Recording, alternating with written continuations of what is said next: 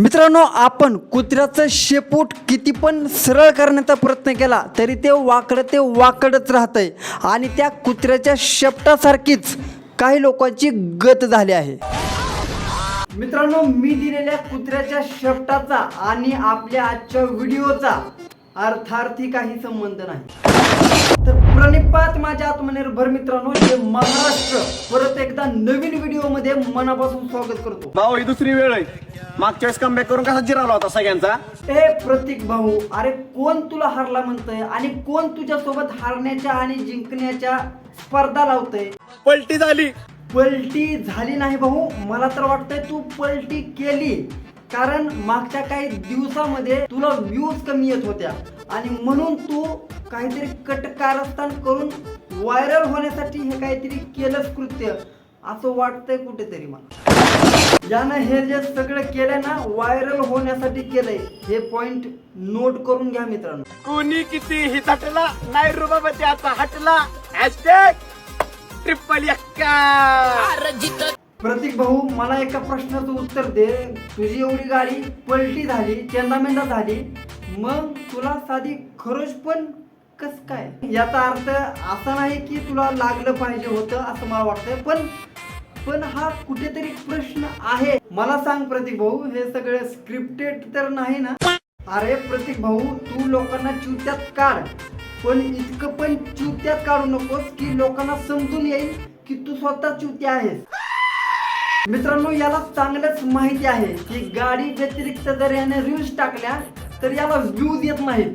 मागचा इतिहास बघा थोडासा जाऊन. म्हणून यानं असले काहीतरी कांड करायला चालू केले. शोभत का रे तुला? यानं गाडी पलटी झाल्यापासून इतक्या रील्स टाकल्यात की एखादा महिन्यामध्ये सुद्धा इतक्या रील्स टाकणार नाही. मला तर वाटायला लागलंय की यानं रील्स काढण्यासाठीच गाडी पलटी केली आहे. मित्रांनो, याची गाडी पलटी झाल्यानंतर याच्या रील्स बघत असताना माझ्या एक गोष्ट लक्षात आली.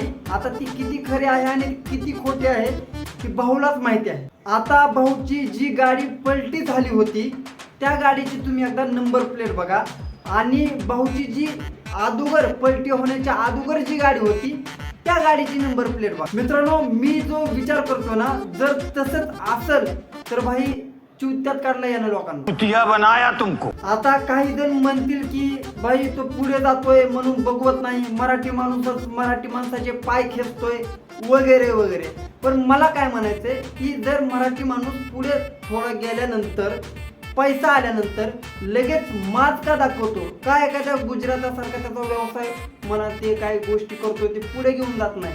थोडा पैसा आला की मात कशा पाय? तुम्ही स्वतःला इन्फ्लुएन्सर म्हणताय आणि अशा काहीतरी गाड्या पलट्या करताय, काहीतरी माज दाखवताय. काय प्रभाव पडणार आहे तुमच्या लोकांवरती? मित्रांनो, हे लोक माजल्यागत याच्यामुळे वागतात कारण तुम्ही यांना सपोर्ट करताय, तुम्ही यांना डोक्यावर घेताय, तुम्ही यांना प्रोत्साहन देताय माजल्यागत वागण्यासाठी. आणि राहिला विषय महाराजा, साम्राज्य स्वतःचे जेव्हा असलं ना, माझं कधीच मोडत नाही. हे बघ मित्रा, तू तुझ्या स्वतःच्या जीवावरती माज करतोय हे दिसतंय सगळ्यांना, माहिती आहे सगळ्यांना.